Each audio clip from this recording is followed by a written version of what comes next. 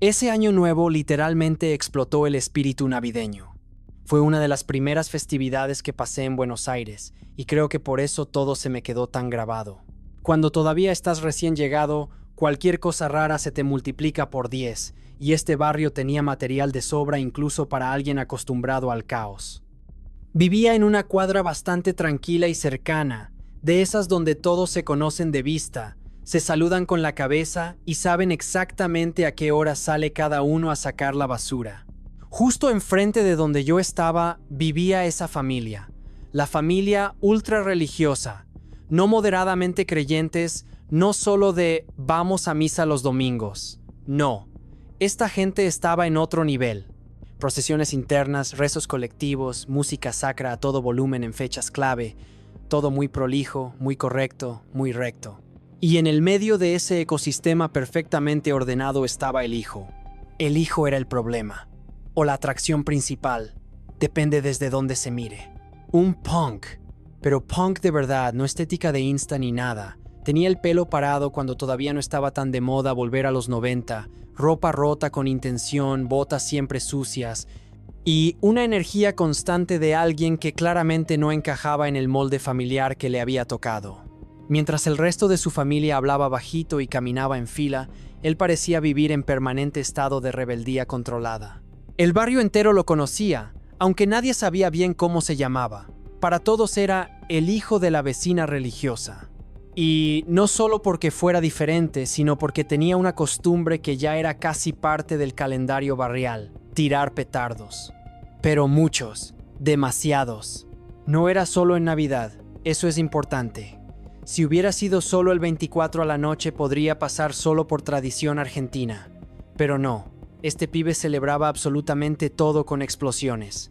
Navidad, Año Nuevo, Pascua, cumpleaños ajenos, feriados patrios, incluso algunos santos y cualquier domingo que se le hiciera largo.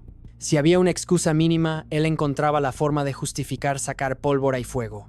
Con el tiempo nos enteramos de la razón, aunque nunca dicha oficialmente, era conocimiento a voces.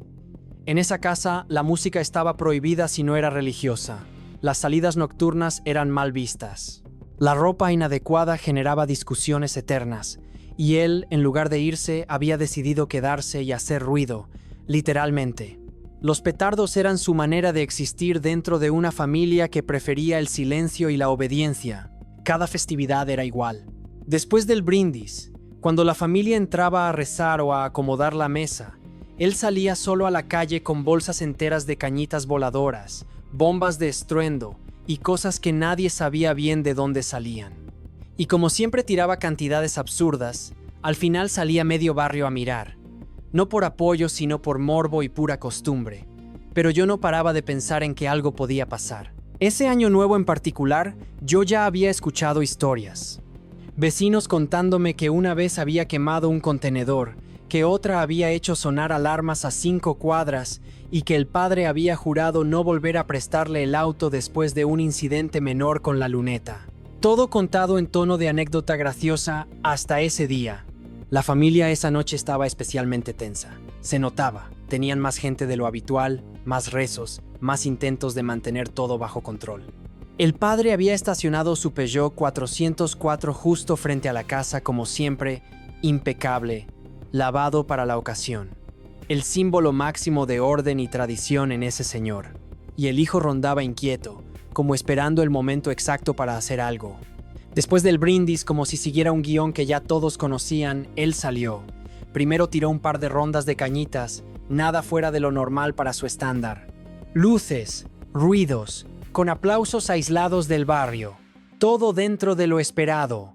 Algunos chicos mirando desde las esquinas y adultos asomados por las ventanas. Y entonces pasó algo distinto. En lugar de seguir sacando petardos sueltos, anunció en voz alta y con gestos exagerados que tenía preparada una sorpresa. Caminó directo al auto del padre y abrió el baúl con una seguridad que debería haber alarmado a todos. Vimos cómo sacó una caja grande, demasiado grande para ser algo común.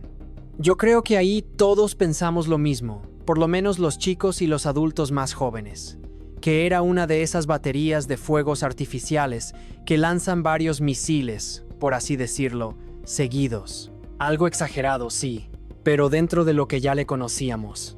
La puso en el medio de la calle, la acomodó con cuidado, la encendió y se alejó unos metros, varios metros.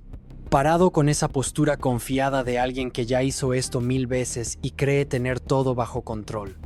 Las manos en los bolsillos, el cuerpo inclinado apenas hacia adelante, esperando. El barrio entero quedó en silencio, con la expectativa pura. Y yo, que recién estaba conociendo Buenos Aires, pensé que esa iba a ser una anécdota divertida para contar después. No tenía idea de lo equivocado que estaba. El silencio previo fue lo más inquietante. La caja estaba ahí, en el medio de la calle, absurda, demasiado grande para la tranquilidad que pretendía transmitir. Algunos vecinos se acercaron un poco más, otros se quedaron desde la vereda. Pero nadie se fue. Pasaron 1, 2, 3 segundos. Y nada. Algunos empezaron a pensar que estaba fallada. Otros se rieron nerviosos.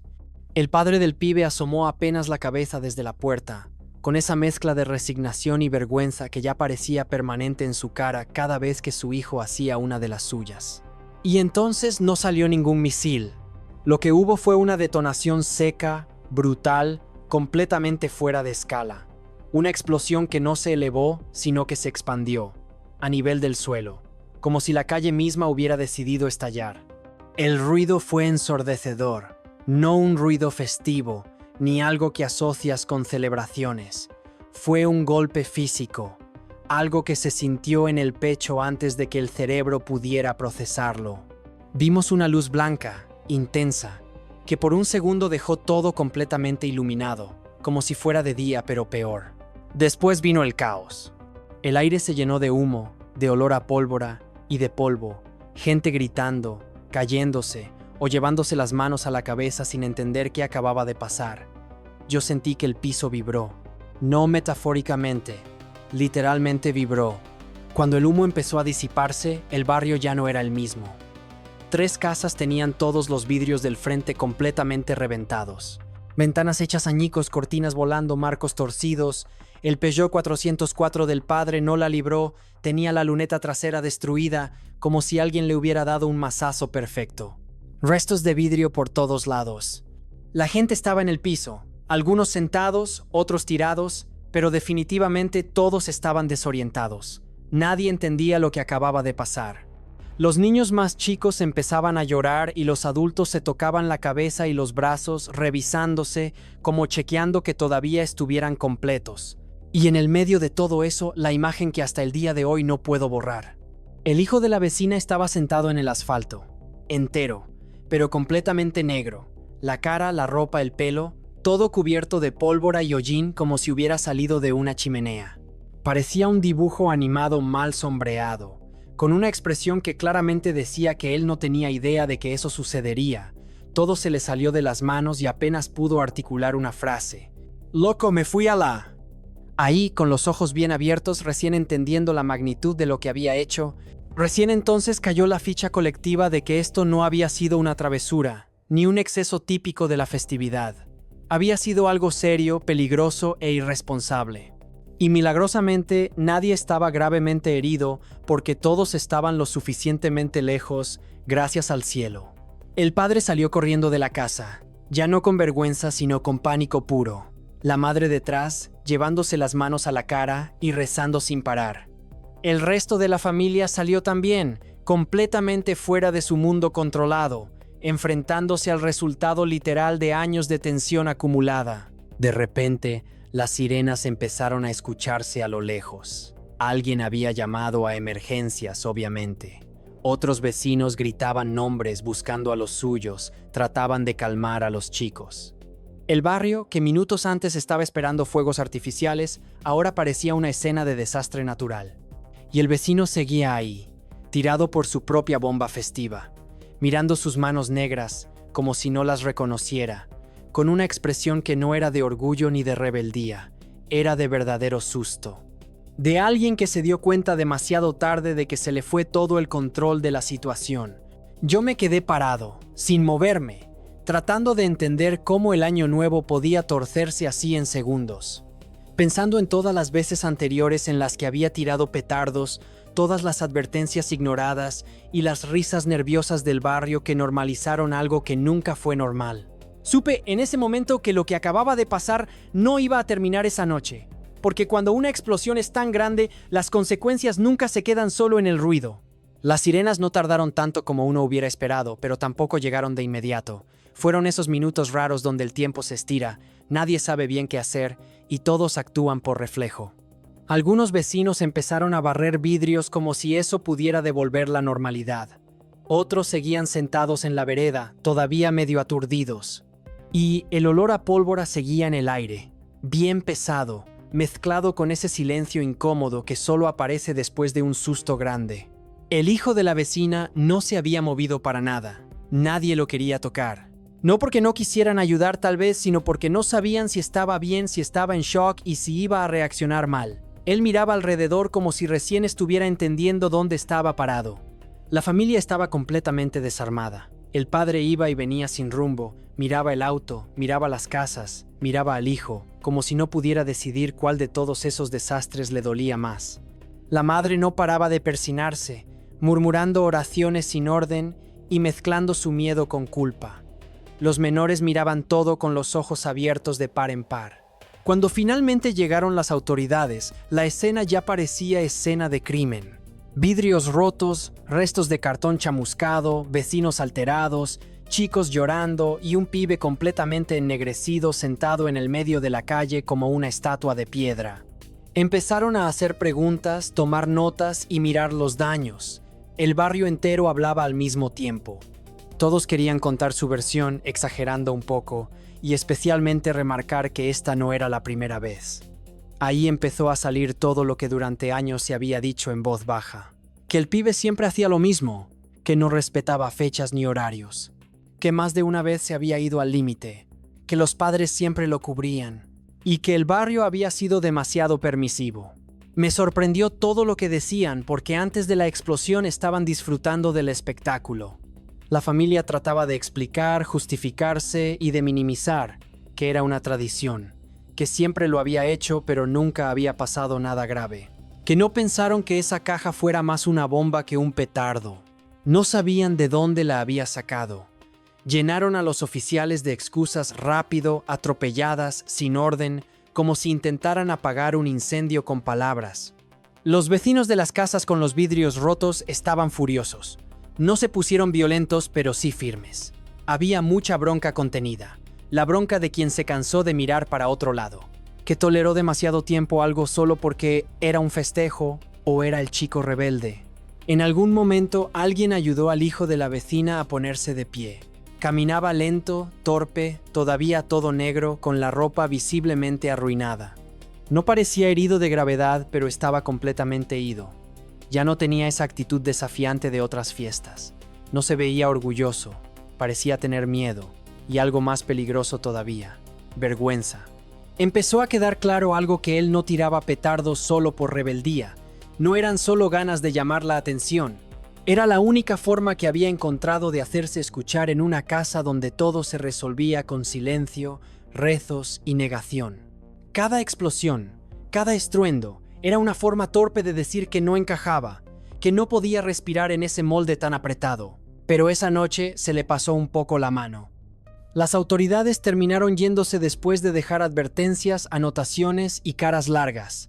No hubo detenciones ni escenas dramáticas, pero quedó claro que esto no iba a quedar en una anécdota graciosa de barrio. Incluso se habló de denuncias y responsabilidades. La familia entró a la casa en silencio. El hijo fue el último en entrar, dejando huellas negras en el piso como si marcara su propio camino de regreso al desastre.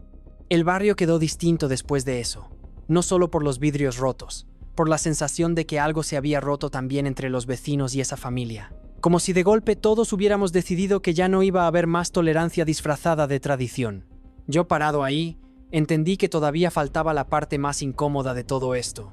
Los días que siguieron fueron rarísimos. El barrio entero quedó como en resaca emocional. Todavía había vidrios rotos tapados con cartón, cintas adhesivas cruzadas en ventanas, restos de pólvora que nadie se molestó en limpiar del todo. Y cada vez que pasaba por esa cuadra, el olor seguía ahí, leve pero muy presente. La familia de enfrente se replegó, literalmente.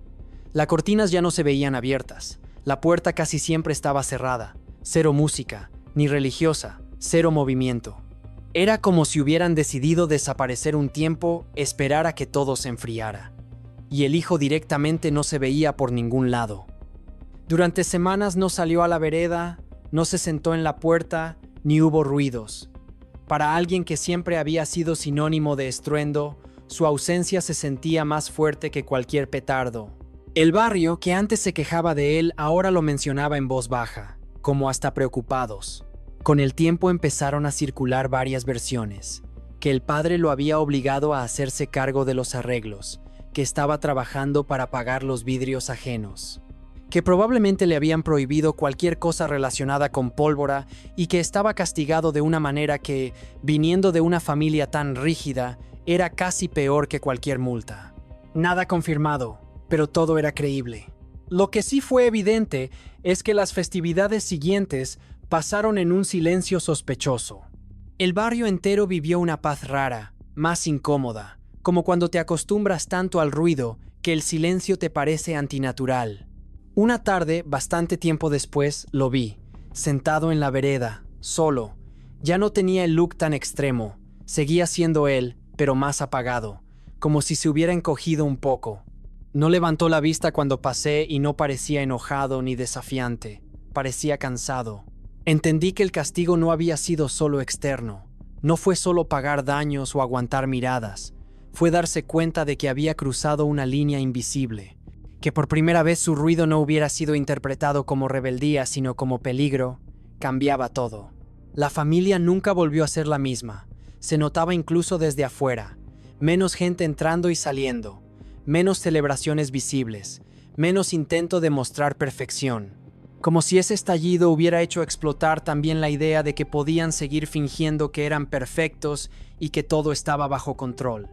El auto del vecino volvió a estacionarse en la puerta después de un tiempo ya arreglado, pero nunca volvió a verse igual. No sé si era sugestión mía, pero siempre me pareció que algo le faltaba. Nunca más hubo una sorpresa. Cada fiesta desde entonces, cuando escucho algún petardo a lo lejos, me acuerdo de la luz absurda, el ruido seco, de la gente en el piso, y sobre todo del hijo de la vecina sentado en el asfalto, completamente negro por la pólvora, entendiendo en tiempo real que había ido demasiado lejos. ¿Alguna vez vieron una tradición irse tan de las manos que nadie volvió a querer repetirla? Si llegaste hasta aquí, suscríbete, dale like y comparte. Nos ayudarías muchísimo. Nos vemos en el siguiente Chismecito Anónimo.